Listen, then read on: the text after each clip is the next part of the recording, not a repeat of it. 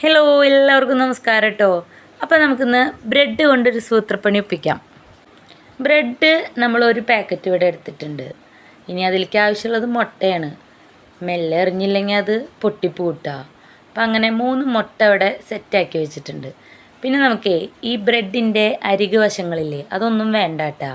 അത് നമുക്ക് വേറെ എന്തിനെങ്കിലും യൂസ് ചെയ്യാമല്ലോ. അപ്പം ഇത് നമ്മൾ അവിടെ അരിഞ്ഞ് റെഡിയാക്കി എടുത്തിട്ടുണ്ട്. ഇനി അതിലേക്ക് ബാക്കി ഇൻഗ്രീഡിയൻസ് ആണ് വേണ്ടത്.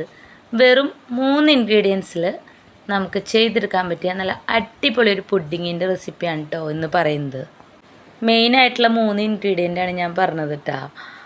അപ്പോൾ അതിലേക്ക് ആവശ്യമുള്ളത് ബ്രെഡ്, 3 മുട്ട, പിന്നെ ഒരു പിഞ്ചുപ്പ്, നമ്മുടെ ആവശ്യാനുസരണം പഞ്ചസാര. പിന്നെ അതിലേക്ക് നമുക്ക് വാനില എസൻസ് ഉണ്ടല്ലോ, അത് 1 സ്പൂണ് അല്ലെങ്കിൽ ഒരു അടപ്പില്ലേ അതിൽ ഒഴിച്ചു കൊടുക്കുക കേട്ടോ. എന്നിട്ട് അടുത്ത പരിപാടി സിമ്പിളാണ്. ഇതിനെ നന്നായിട്ടൊന്ന് മിക്സിയിൽ ബ്ലെൻഡ് ചെയ്തെടുക്കുക. ഈ മിക്സി നന്നായിട്ട് ബ്ലെൻഡ് ആവണം കേട്ടോ, എന്നാലാണ് ആ പുഡിങ് അത്രയും സോഫ്റ്റ് ആവുള്ളൂ. അപ്പോൾ ഞാൻ മിക്സിയിൽ ഇട്ടു. ഇനി അതിനെ നന്നായിട്ട് അടിച്ചെടുക്കുകയാണ്. അടിച്ചെടുത്ത് കഴിഞ്ഞാൽ ഈ ഒരു സ്ട്രക്ചറിലാണ് കേട്ടോ നമുക്ക് കിട്ടുക.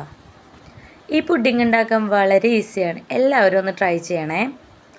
അപ്പോൾ നമ്മുടെ മിക്സൊക്കെ ഇവിടെ റെഡി ആയി കിട്ടിയിട്ടുണ്ട്. ഇനി നമ്മുടെ ഷുഗർ ഉണ്ടല്ലോ, അതൊന്ന് കാരമലൈസ് ചെയ്തെടുക്കണം കേട്ടോ.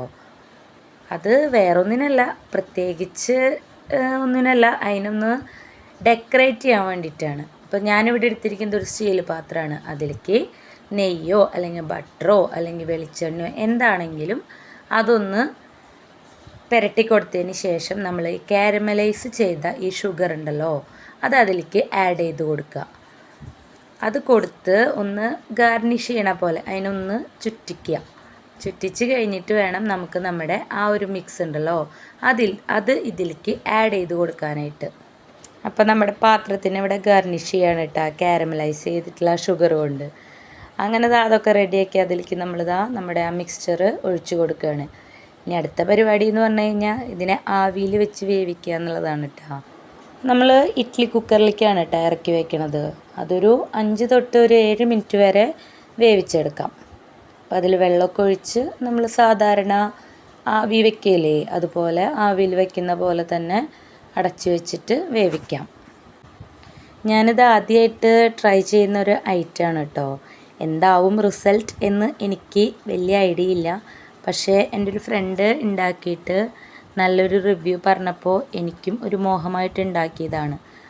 സംഭവം പുറത്തൊക്കെ എടുത്തിട്ടുണ്ട് കേട്ടോ. ആവിയൊക്കെ വന്ന് സെറ്റായിട്ട് കിട്ടിയിട്ടുണ്ട്. ഇനി എന്തായിരിക്കും ഇതിൻ്റെ റിസൾട്ട് എന്ന് നമുക്ക് നോക്കാം കേട്ടോ. സംഭവം നമുക്ക് അടിപൊളിയായി കിട്ടിയിട്ടൊക്കെ ഉണ്ട്. പക്ഷേ എനിക്ക് കുറച്ച് സ്പീഡ് കൂടിപ്പോയി. അത് തണവായിട്ട് വേണമായിരുന്നു എടുക്കാനായിട്ട്. അതിൻ്റെ ഒരു ഫോൾട്ട് പറ്റിയിട്ടുണ്ട്. നിങ്ങൾക്ക് കാണുമ്പോൾ അറിയാം. പക്ഷേ കിടു ടേസ്റ്റാണ് കേട്ടോ. അപ്പോൾ ഇന്നത്തെ വീഡിയോ ഇത്രേ ഉള്ളൂ. നാളെ ഒരു പുതിയ വീഡിയോ ആയിട്ട് വരാം. അപ്പോൾ എല്ലാവർക്കും ഓക്കെ, ബൈ.